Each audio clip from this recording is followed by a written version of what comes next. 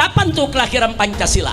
Satu, apakah Pancasila lahir tatkala Mr. Yamin mengatakan 5 dasar pada tanggal 29 Mei tahun 45? Atau yang kedua, apakah hari kelahiran Pancasila yaitu hari pada saat Mr. Supomo melontarkan Pancadharma tanggal 31 Mei 1945?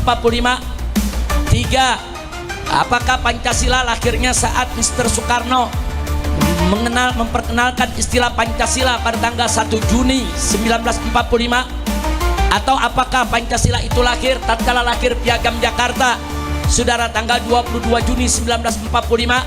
Atau yang terakhir, apakah kelahiran Pancasila, saudara, bersamaan dengan lahirnya Undang-Undang Dasar 18 Agustus 1945? Yang mana yang menjadi hari lahir Pancasila?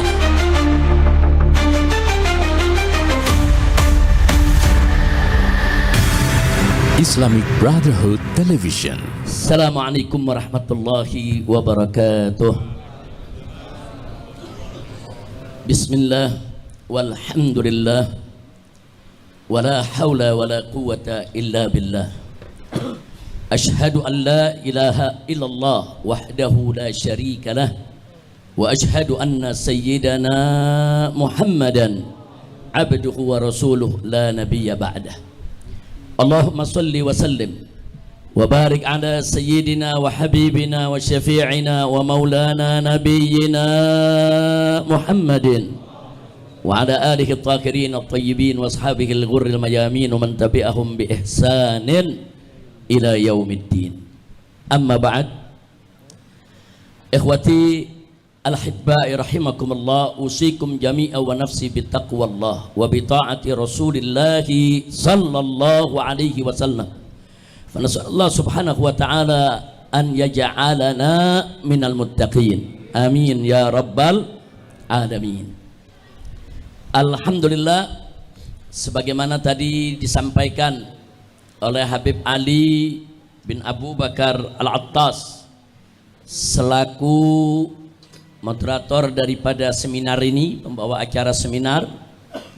Saudara, sebentar lagi akan kita mulai seminar tentang kelahiran Pancasila sebagai bagian daripada wawasan Pancasila. Namun demikian, sebelum acara ini kita buka, saya perlu terlebih dahulu pertama menyampaikan terima kasih kepada semua yang hadir di sini. Pada hari ini pengajian kita ini bukan hanya majelis taklim bulanan, tapi sekaligus merupakan acara aqiqah, yaitu saya punya putra, anak saya yang ke-8. Kali ini Allah berikan seorang putra yang kami beri nama Abdullah. Jadi nama yang kami berikan adalah Abdullah. Nah, kemudian yang perlu kita sampaikan, hari ini acara akikahnya, cukur rambutnya, pemberian namanya, dan kemarin hari Selasa dilahirkan, hari Kamis alhamdulillah sudah kami hitankan. Jadi saya punya putra Abdullah sudah dihitankan sejak hari Kamis yang lalu. Nah, jadi alhamdulillah semua kita berusaha untuk menjalankan sesuai daripada ajaran Nabi kita Muhammad sallallahu alaihi wasallam. Nah, tolong didoakan agar anak ini panjang umur dalam taat dan ibadah, dalam sehat wal afiat, menjadi anak yang soleh. Nah, begitu juga pada kesempatan ini kita akikah, saya punya cucu. Saya punya cucu yaitu Syarifah Sidah binti Husain As-Segaf yang tadi dibawa langsung digendong oleh kakeknya. Nah, ayahnya baru kemarin di wisuda di Universitas Al-Ahqaf 2 hari lalu. 2 hari yang lalu alhamdulillah sudah lulus di wisuda di Ahqaf, dan insya Allah setelah haji nanti baru pulang. Makanya tadi yang menggendong kakeknya karena abahnya masih ada di Yaman. Nah, ini juga doakan agar menjadi anak yang solehah, panjang umur dalam taat dan ibadah, dalam sehat wal afiat, dan semoga ayahnya juga pulang dengan selamat. Amin ya rabbal alamin. Dan sekaligus juga hari ini kita akikah saya punya cucu yang meninggal dunia di dalam kandungan. Kalau dalam mazhab yang tiga, mazhab Hanafi, Maliki, begitu juga Hambali, bahwa akikah itu hanya diberikan anak-anak yang sudah lahir. Kalau sudah lahir dari kandungan ibunya, baru ada akikahnya, dengan alasan karena sudah terikat dengan hukum-hukum dunia. Tapi dalam mazhab Syafi'i rahimahullah, anak yang meninggal dunia dalam kandungan selama sudah lebih dari 4 bulan, sudah ditiupkan ruh, boleh diakikahkan dengan dalil karena mereka yang sudah ditiupkan ruh di hari kiamat tetap dibangkitkan. Nah, karena di hari kiamat dibangkitkan, kita tahu Nabi mengatakan al-ghulamu murtahanun bi aqiqati, maka itu tetap kita akikahkan. Jadi hari ini ada 3 yang kita akikahkan. Nah, kita doakan agar yang meninggal dunia ini menjadi syafi' nafi' untuk kedua orang tuanya. Amin ya rabbal alamin. Nah, itu pengumuman pertama yang ingin saya sampaikan, saudara. Terus yang kedua, saya bersyukur hari ini alhamdulillah acara ini dihadiri oleh baik saya punya keluarga, begitu juga para besan, juga para narasumber kita. Nah, di sini terima kasih ada Habib Luqman Al-Idrus, saya punya mertua, ada Habib Husain Al-Attas, saya punya besan, abah daripada Habib Muhammad bin Husain Al-Attas. Kemudian di sini juga ada Habib Taufik Al-Idrus, abah daripada Habib Irfan Al-Idrus. Di sini ada Habib Muhdar, alhamdulillah Habib Muhdar Al-Attas, ayahanda daripada Habib Hanif Al-Attas. Ini saya punya besan semua di sini hadir. Begitu juga ada Habib Anis Assegaf yang tadi menggendong cucunya pada saat mahal qiyam. Nah, di sini juga hadir saya punya kakak, yaitu Habib Taufik bin Syahab. Nah, ini kakak saya ada kakak saya seibu, Habib Tahir Al-Hamid. Nah, ini semua hari ini kumpul, saya senang, saya bahagia. Begitu juga saudara-saudara dari istri saya di bawah sini duduk. Ada Habib Fauzi yang jauh-jauh dari Palembang hadir, khusus untuk menghadiri acara akikah daripada keponakannya. Begitu juga ada Habib Yahya Al-Idrus.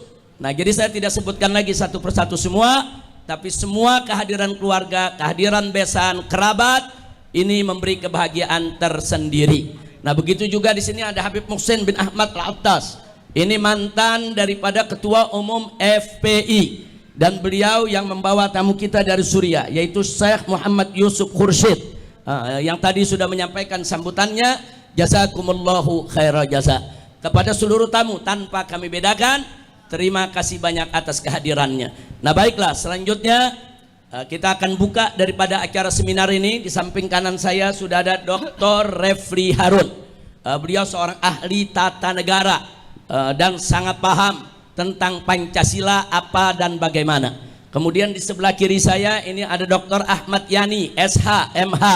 Nah, beliau ini saudara juga kawan lama kita, dan saat ini kalau nggak salah jadi Ketua Umum Partai Masyumi. Ini Partai Masyumi ini punya sejarah. Partai Masyumi dulu punya sejarah. Mudah-mudahan Partai Masyuminya ke depan seperti Partai Masyumi yang pernah ada dalam sejarah Indonesia.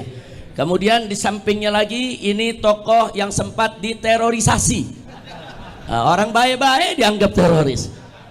Yaitu Bapak Haji Munarman, sarjana hukum yang juga merupakan wakil ketua umum atau sekjen di Persada 212.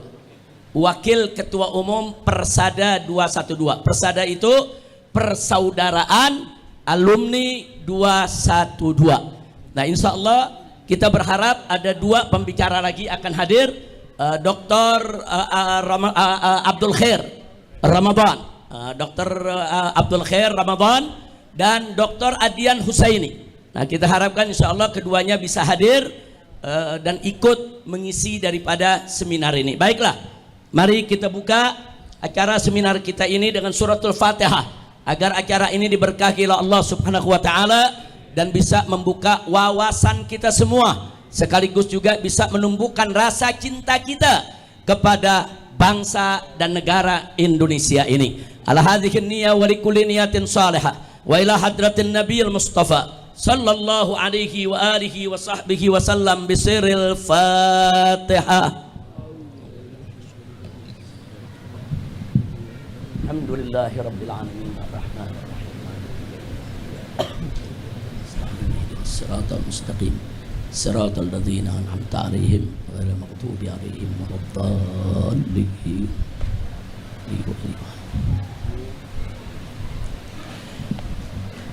Baik ya ikhwan, saya akan memulai terlebih dahulu daripada acara seminar ini. Kita minta kepada tim media untuk ditampilkan di seluruh layar televisi. Ditampilkan.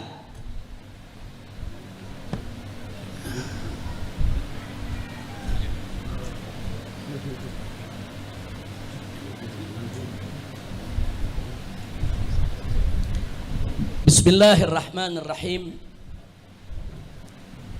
Alhamdulillahirabbil alamin wassalatu wassalamu ala sayyidil mursalin wa ala alihi wa sahbihi ajma'in.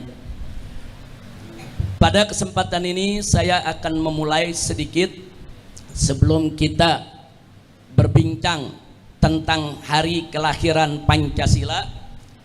Maka ada yang ingin saya ingatkan secara singkat, yaitu tentang kelahiran Pancasila, yaitu berawal dari sidang Badan Penyelidik Usaha Persiapan Kemerdekaan Indonesia yang disingkat BPUPKI, yang berlangsung dari tanggal 29 Mei sampai dengan 1 Juni 1945, di mana tercatat di dalam notulen sidang-sidang BPUPKI bahwa Mr. Muhammad Yamin pada tanggal 29 Mei 1945 menyampaikan usul 5 dasar negara. Yang pertama peri kebangsaan, kedua peri kemanusiaan, 3 peri ketuhanan, 4 peri kerakyatan, yang kelima kesejahteraan rakyat. Nah, ketika itu Pak Yamin mengistilahkannya 5 dasar negara. Nah, kemudian selanjutnya ini dikenal kalau kita membaca buku-buku sejarah dengan nama Pancasila Yamin. Kemudian pada tanggal 31 Mei 1945, Mr. Supomo, salah satu daripada anggota BPUPKI, juga menyampaikan pidatonya dan mengusulkan agar dasar negara Indonesia yaitu Pancadharma. Nah, beliau nggak menggunakan istilah Pancasila, tapi menggunakan istilah Pancadharma. 5 dasar negara, yaitu persatuan, kekeluargaan, keimbangan lahir dan batin, kemudian musyawarah, dan terakhir keadilan rakyat. Ini yang disebut Pancasila Supomo. Kemudian yang berikutnya, Mr. Soekarno menyampaikan pidatonya pada tanggal 1 Juni 1945. Nah, beliau pada saat itu mengusulkan 5 dasar negara dan memberikan istilah Pancasila, yang susunannya sebagai berikut. Sila pertama kebangsaan Indonesia, yang kedua internasionalisme atau peri kemanusiaan, yang ketiga mufakat atau demokrasi, yang keempat kesejahteraan sosial, yang kelima ketuhanan. Inilah yang disebut Pancasila Soekarno. Nah, jadi di sini perlu kita berikan catatan bahwa ketiga rumusan Pancasila tersebut yang barusan sudah kita sebutkan merupakan wacana, merupakan usulan dari peserta sidang BPUPKI dan belum menjadi putusan resmi BPUPKI. Nah, ini sebagai catatan. Ya, ini sudah dilontarkan sebagai usulan, sebagai wacana dalam forum resmi sidang-sidang BPUPKI, tapi belum menjadi keputusan resmi BPUPKI. Baik, sebagai info, semua pidato para peserta sidang BPUPKI lengkap dengan durasinya, berapa menit mereka itu bicara, tersimpan rapih dalam satu dokumen yang disebut Pringgodikdo Arsip, yaitu sebuah dokumen notulen sidang BPUPKI yang semula ada di Belanda, lalu dipindah dan disimpan di Puro Mangkunegara Surakarta, dan kini ada di Gedung Arsip Nasional. Jadi seharusnya di Pringgadido Arsip ini seluruh pidato dari kelompok manapun, dari pihak manapun seharusnya tercatat, tersimpan, karena ini merupakan catatan notulen sidang. Tapi muncul pertanyaan, apakah usulan rumusan dasar negara Indonesia dari para tokoh Islam non sekuler juga tercatat dalam Pringgodido Arsip? Saya belum bisa jawab sampai saat ini. Kenapa? Karena selama ini saudara muncul lagi pertanyaan, kenapa tidak pernah diceritakan dalam buku-buku sejarah? Karena dalam buku-buku sejarah yang selalu ditampilkan yang 3 tadi itu. Yang pendapat Pak Yamin, Pak Supomo, Pak Karno, itu yang ditampilkan. Lalu bagaimana pidato-pidatonya para kiai, para ulama, para tokoh-tokoh Islam? Sampai saat ini saya belum pernah mendapatkan datanya. Infonya ada di Pringgodido Arsip, ada di gedung Saudara Arsip Nasional. Saya pikir ini tantangan buat anak-anak muda kita, untuk mahasiswa kita ke depan, kalau ada yang ingin membuat apakah itu skripsi, apakah itu tesis, apakah itu disertasi, untuk terus menelusuri di mana notulen catatan-catatan yang ulama-ulama kita bicara di PPUPKI. Nah, ini satu masukan, silakan untuk diselidiki, dan ini akan menjadi satu penemuan besar. Karena dalam buku-buku sejarah tidak ditampilkan. Kita nggak tahu apakah memang sengaja tidak ditampilkan tapi arsipnya masih ada, atau memang di arsipnya sudah dihilangkan, atau memang sudah musnah. Wallahu a'lam. Kita tidak berani untuk menuduh, tapi ini satu pertanyaan besar yang harus kita jawab, karena ini menyangkut sejarah bangsa Indonesia. Apalagi sekarang informasinya ada penulisan baru nih, pengulangannya, ada rancangan, yaitu penulisan ulang sejarah bangsa Indonesia. Saya berharap dalam penulisan ulang sejarah ini perlu ditemukan dan ini perlu dipaparkan. Ahlan wa sahlan. Silakan Dr. Adian Husaini, langsung maju ke depan, duduk di samping Dr. Refli. Silakan. Silakan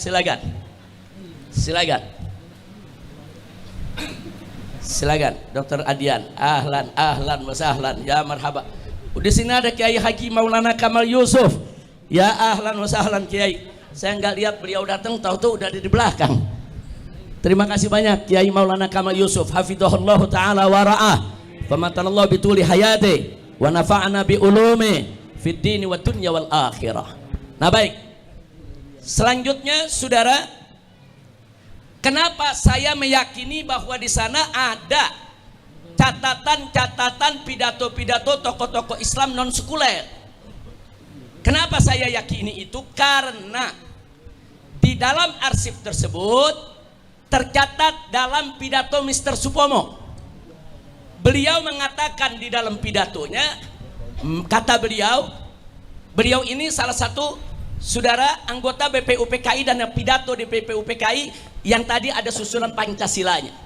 Apa beliau bilang? Memang di sini terlihat ada 2 paham. Ialah paham dari anggota-anggota ahli agama yang menganjurkan supaya Indonesia didirikan sebagai negara Islam. Dan anjuran lain sebagai telah dianjurkan oleh Tuan Muhammad Hatta, ialah negara persatuan nasional yang memisahkan urusan negara dan urusan Islam. Dengan lain perkataan, bukan negara Islam. Pidato ini ada dalam arsip, di gedung Arsip Nasional, saudara. Nah, artinya dari pidato ini kita dapatkan kesaksian dari Mr. Supomo. Memang di sana di PPUPKI itu ada 2 paham. Ada yang menginginkan Indonesia jadi negara Islam, ada yang menginginkan Indonesia jadi negara sekuler, saudara. Nah, kemudian yang menginginkan negara Islam di sini disebut ahli agama. Siapa itu ahli agama? Ulama, kiai. Nah, memang di BPUPKI itu banyak ulama. Ada Kiai Haji Wahid Hashim dari NU, ada Kiai Haji Abdul Kahar Mudakir dari Muhammadiyah, ada Kiai Haji Agus Salim dari Sarekat Islam, saudara, dan lain-lain.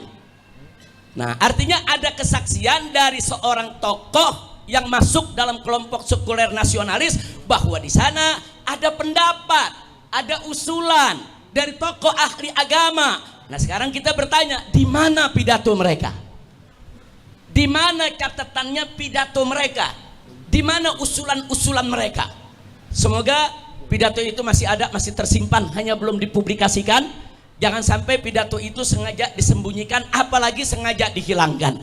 Na'udzubillah min dzalik. Nah singkat cerita, dengan kesaksian Mr. Supomo ini kita bisa lihat petanya di sidang BPUPKI yang pertama tanggal 29 Mei sampai dengan 1 Juni 1945. Nah, di mana di situ kita bisa lihat petanya, ada kelompok Islam nasionalis, ada kelompok sekuler nasionalis. Kelompok sekuler nasionalis kalau bicara agama, mayoritas mereka beragama Islam. Saudara, kelompok sekuler nasionalis kalau bicara agama, mereka agama Islam. Tapi yang saya maksudkan di sini adalah ideologi politiknya. Nah, jadi ada ideologi politik Islam nasionalis yang memang pengen Indonesia jadi negara Islam, ada yang memang ideologi politiknya sekuler nasionalis, yang nggak menginginkan Indonesia jadi negara Islam. Nah, di sini kenapa kita tekankan nasionalis? Jangan sampai ada tuduhan kalau kelompok Islam itu nggak nasionalis gitu. Nah, jadi baik kelompok sekuler maupun kelompok Islamnya, dua-duanya sama-sama mengusung rasa kebangsaan. Nah, baik, tadi sudah disebutkan oleh Mr. Supomo bahwa kelompok-kelompok Islam nasionalis ini, saudara, menginginkan negara Islam, sedangkan kelompok sekuler menginginkan negara sekuler. Itulah sebabnya sidang BPUPKI dari tanggal 29 sampai 1 Juni, saudara, tidak menemukan jalan keluar. Terjadi perdebatan sengit, perdebatan yang alot, saudara, tapi tetap dalam suasana kekeluargaan yang penuh saling pengertian, yang penuh saling menghormati. Tapi yang jelas tidak ditemukan kata sepakat. Tapi menarik, saudara, karena kalau bicara di BPUPKI yang anggotanya cukup banyak, sulit dicari penyelesaian. Akhirnya atas usul Bung Karno yang disepakati oleh seluruh anggota BPUPKI, sebaiknya persoalan ini diselesaikan oleh tim kecil saja. Itulah yang kita kenal dengan tim 9. Nah, tim 9 ini, saudara, atau disebut juga panitia 9. Dari kelompok Islam ada Kiai Haji Abdul Wahid Hashim, ada Kiai Haji Abdul Kahar Muzakir, ada Kiai Haji Agus Salim, dan ada Abi Kusno Cokro Suyoso. Ini yang mewakili kelompok Islam. Sementara yang mewakili kelompok sekuler nasionalis, ada Soekarno, ada Muhammad Hatta, ada Muhammad Yamin, dan ada Ahmad Subarjo. Ditambah satu dari non muslimnya, yaitu AA Maramis. Singkat cerita, kelompok kecil ini akhirnya mereka berdebat, adu argumentasi, berdiskusi. Singkat cerita, dapatlah kesepakatan. Hasil dari panitia 9 adalah lahirnya Piagam Jakarta pada tanggal 22 Juni 1945. Nah, artinya ini sebagai kompromi di antara kelompok-kelompok yang berbeda pendapat. Nah, kemudian, saudara, hasil ini dibawa ke sidang BPUPKI yang kedua. Yang pertama sudah selesai 29 Mei sampai 1 Juni. Nah, tim kecil bekerja. 22 Juni ada kesepakatan. Nah, bulan besoknya digelarlah sidang BPUPKI kedua dari tanggal 10 sampai dengan 16 Juli 1945. Singkat cerita, di sini pembelaan Bung Karno dan kawan-kawan luar biasa. Bung Karno mempengaruhi seluruh daripada anggota BPUPKI agar Piagam Jakarta yang sudah disepakati nggak usah diutak-atik lagi, nggak usah diperdebatkan lagi, karena ini sudah merupakan kompromi semua elemen. Elemen Islamnya ada, elemen non Islamnya ada, yang sekulernya ada, yang Islamisnya ada. Nah, dan berhasil upaya Bung Karno. Akhirnya seluruh anggota BPUPKI sepakat, saudara, bahwa Piagam Jakarta 22 Juni 1945 menjadi dasar negara Indonesia manakala Indonesia ke depan merdeka. Karena BPUPKI ini memang satu badan yang dibuat untuk persiapan kemerdekaan. Jadi mereka berunding, kalau besok kita merdeka nih, entah tanggal berapa ke depan, dasar negara kita apa? Nah, jadi ini pendiri bangsa kita luar biasa. Kita belum merdeka, mereka udah siapkan dulu dasar negaranya apa yang mereka sepakati. Jadi jangan nanti udah merdeka baru ribut. Nah, ini kita hargai para founding father kita, baik dari kelompok Islamnya, kelompok sekulernya, semua menghasilkan satu konsensus yang luar biasa, yaitu Pancasila Piagam Jakarta, yang di dalam isinya ada urutan Pancasila sebagai berikut. 1. Ketuhanan dengan kewajiban menjalankan syariat Islam bagi pemeluk-pemeluknya. 2. Kemanusiaan yang adil dan beradab. 3. Persatuan Indonesia. 4. Kerakyatan yang dipimpin oleh hikmat kebijaksanaan dalam permusyawaratan perwakilan. 5. Keadilan sosial bagi seluruh rakyat Indonesia. Inilah rumusan Pancasila yang merupakan konsensus nasional, yang merupakan kesepakatan para founding father negara Indonesia, dan catat baik-baik, menjadi putusan resmi BPUPKI. Tadi ada 3 macam Pancasila, usulan, wacana. Nah, lalu yang disepakati yang mana? Yang disepakati ini susunannya. Inilah disebut Pancasila Piagam Jakarta 22 Juni 1945. Dan inilah dasar negara Indonesia saat proklamasi 17 Agustus 1945. Jadi waktu kita merdeka 17 Agustus 1945, dasar negara kita tertuang di dalam Piagam Jakarta. Nah, kemudian berdasarkan cerita dari Bung Hatta, ada yang keberatan. Pak Hatta bercerita, beliau didatangi oleh Opsir Koigun Jepang, Laksamana Maeda. Didatangi, Laksamana Maeda ini menyampaikan orang-orang di Indonesia Timur itu keberatan dengan ada kata-kata dengan kewajiban menjalankan syariat Islam bagi pemeluk-pemeluknya. Disampaikan dan diminta agar itu diubah.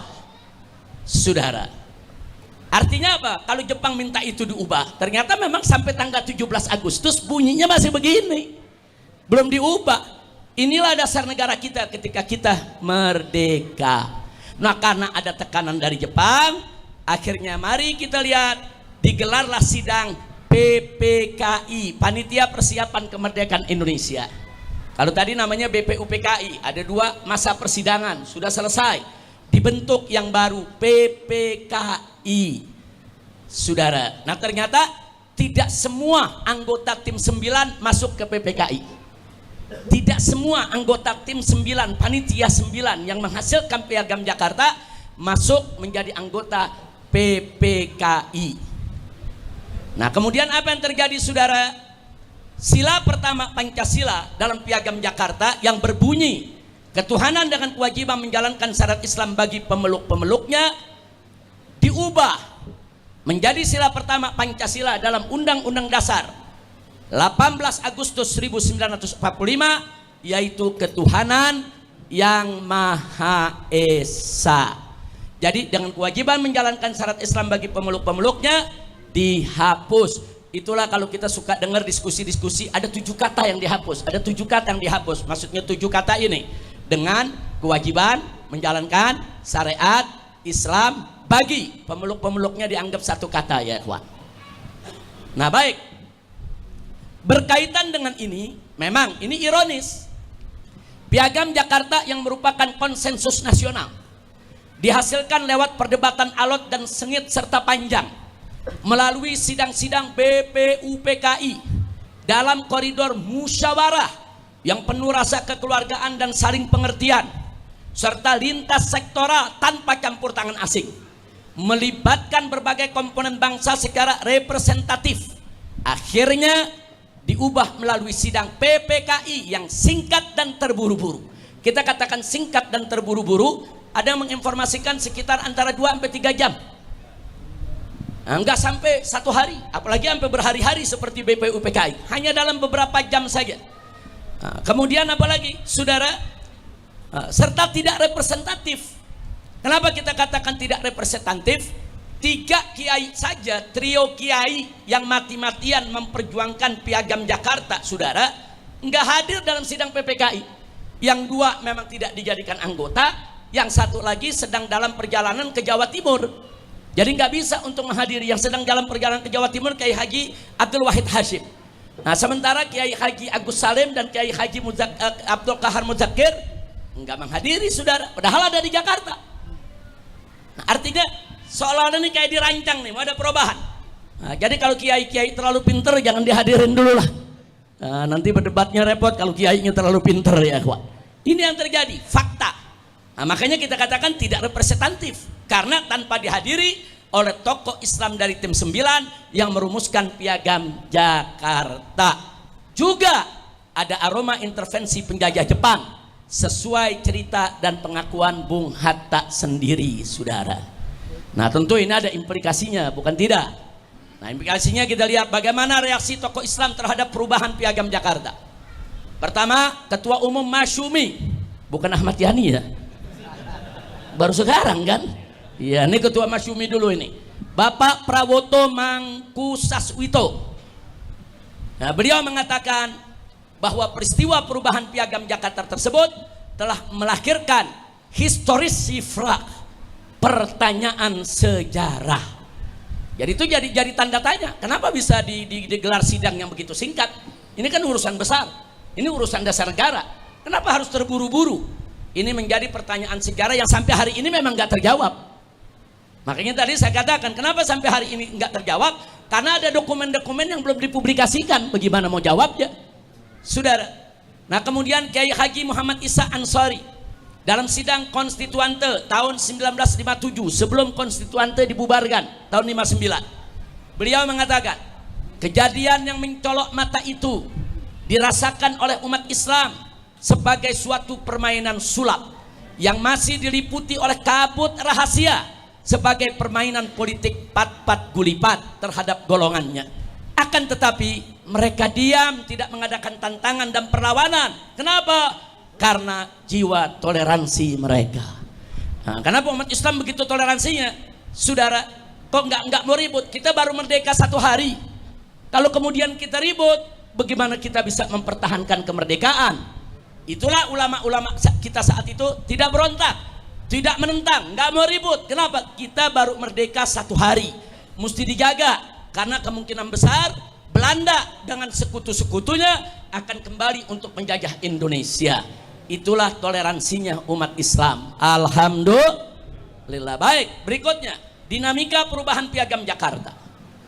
Nah, tapi jangan lupa saudara, sungguh pun begitu, akhirnya muncul aneka ragam pendapat dalam penilaian terhadap perubahan tersebut. 1, ada yang berpendapat perubahan tersebut adalah pengkhianatan terhadap Piagam Jakarta. Nah, ini kelihatannya agak ekstrim ini Pak Munarman. Nomor 1 kayaknya Pak Munarman kali ini. Nah, nomor 1, perubahan tersebut adalah pengkhianatan terhadap Piagam Jakarta. Tapi ada pendapat kedua. Pendapat kedua bukan pengkhianatan, tapi strategi hindarkan tekanan Jepang. Karena ini Jepang yang minta. Jepang masih menjajah kita. Jepang belum angkat kaki. Nah, jadi untuk hindarkan tekanan Jepang, saudara, maka diakomodir keinginan Jepang tersebut.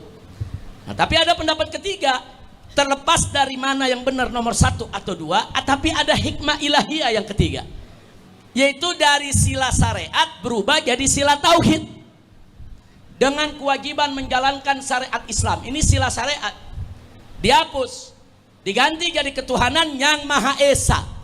Tauhid bukan itu? Tauhid.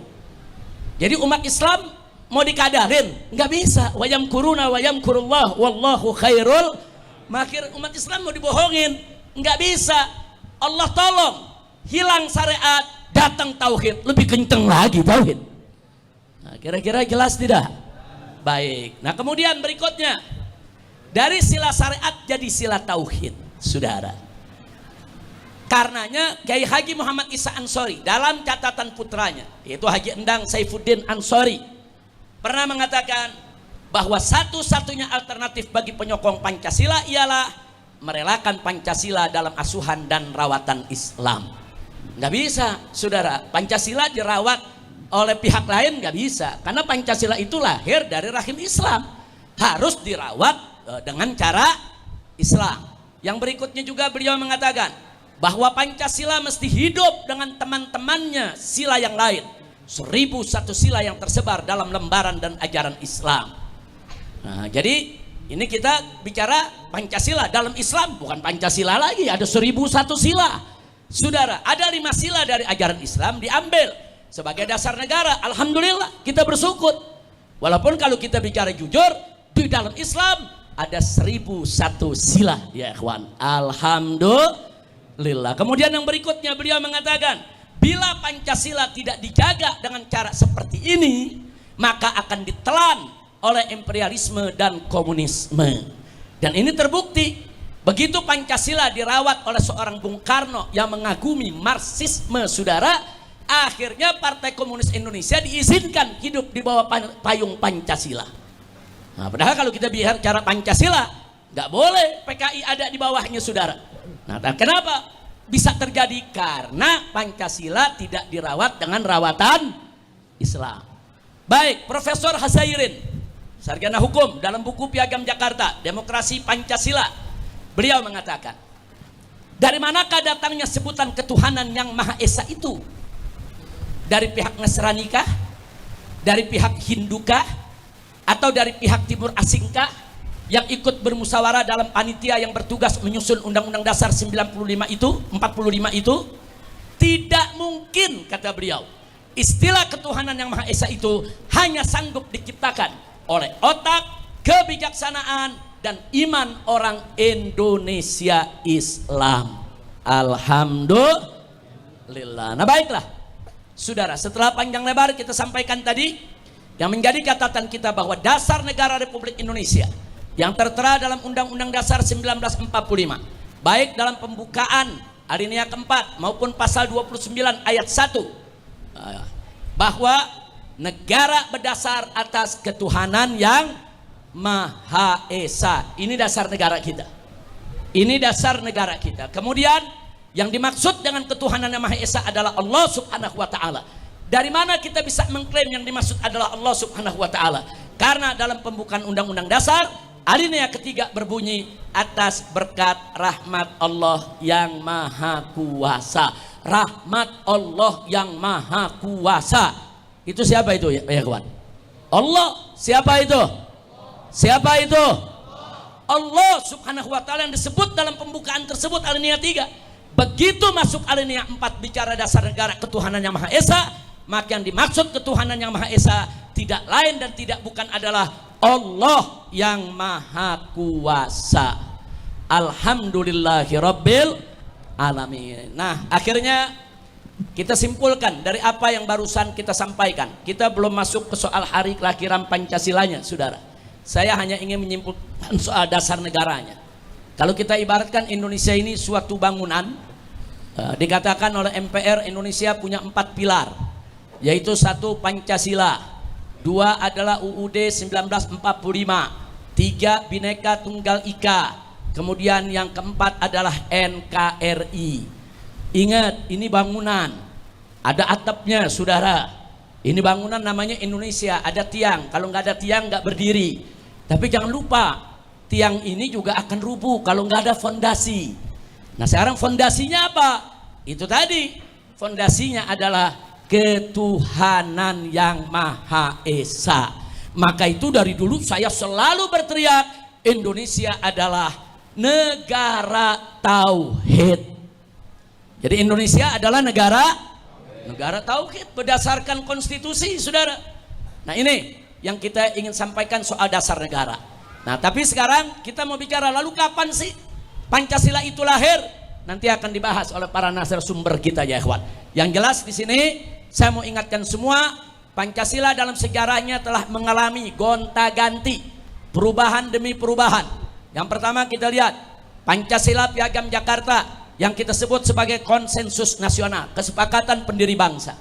Setelah itu ternyata muncul lahir Pancasila UUD 18 Agustus 1945, yang mana sila pertama dirubah dari sila syariat menjadi sila tauhid. Nah, inilah sila Pancasila yang kita kenal saat ini, ya ikhwan.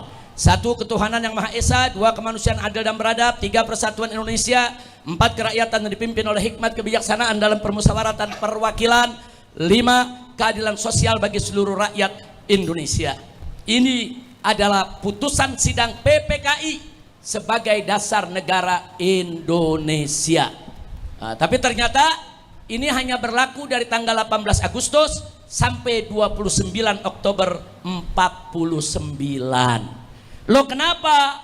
Sebab saudara, lahir muncul Pancasila, Undang-Undang Dasar RIS tanggal 29 Oktober 1949.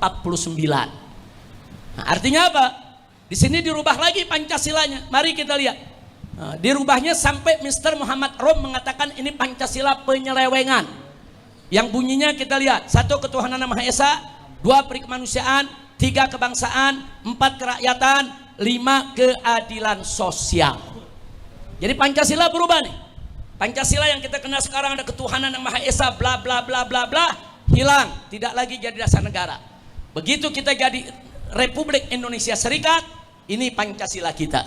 Kemudian berganti lagi Pancasila Undang-Undang Dasar sementara 20 Juli 1950. Saudara, isinya sama dengan Pancasila RIS yang tahun 49, saudara. Nah, di sini Profesor Hazairin SH mengatakan ini Pancasila palsu. Kira-kira jelas tidak? Jadi 1 ada Pancasila Piagam Jakarta, 2 ada Pancasila Undang-Undang Dasar 18 Agustus. 3 dan 4 ini disebut oleh Mr. Muhammad Rom Pancasila penyelewengan, oleh Profesor Hazairin disebut Pancasila palsu.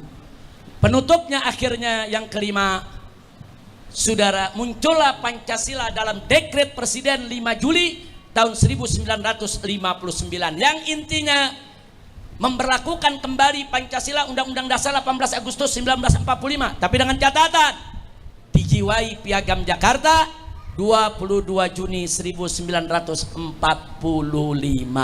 Sejak dekret inilah Pancasila yang 18 Agustus berlaku kembali sampai hari ini.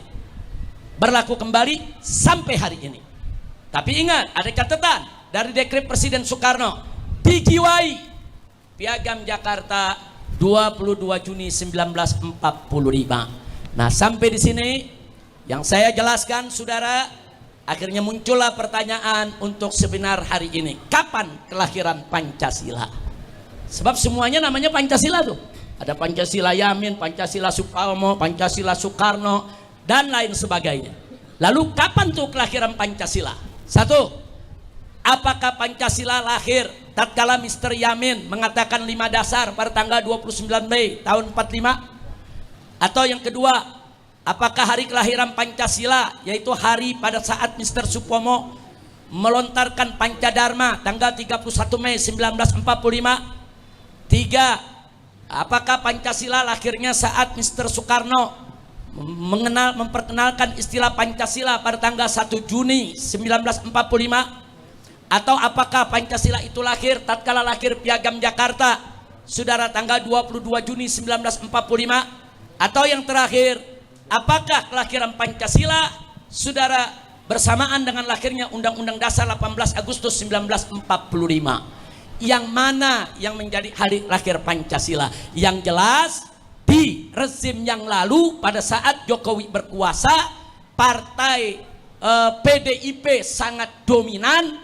Mereka memutuskan bahwa kelahiran Pancasila adalah 1 Juni 1945 saat disampaikan oleh Bung Karno. Yang mana yang betul? Wallahu a'lam. Ini tugas para narasumber kita untuk membedahnya. Kira-kira jelas tidak? Jangan ada pemungutan suara di sini ya. Nah, ini bukan pemungutan suara. Ini yang hadir di sini para ahli semua, para pakar. Selamat datang Dr. Abdul Khair Ramadan. Ini pendiri HRS Center bersama Haji Munarman. Nah, kemudian diakuisisi ya. HRS Centernya pindah ke Petamburan. Tapi beliau tetap dengan Pak Munarman sebagai bagian daripada pembina dan penasehatnya. Alhamdulillah ya Rabbil Alamin. Nah, itu yang saya mau sampaikan. Saudara, akhirnya kita kembalikan yaitu ke Habib Ali bin Abu Bakar Attas selaku sekum daripada Front Persaudaraan Islam yang hari ini bertindak sebagai pembawa acara atau pengarah daripada seminar ini. Dari saya sekian, Terima kasih. Hadani Allah wa iyyakum ila siratal mustaqim. Wassalamualaikum warahmatullahi wabarakatuh. Waalaikumsalam warahmatullahi wabarakatuh.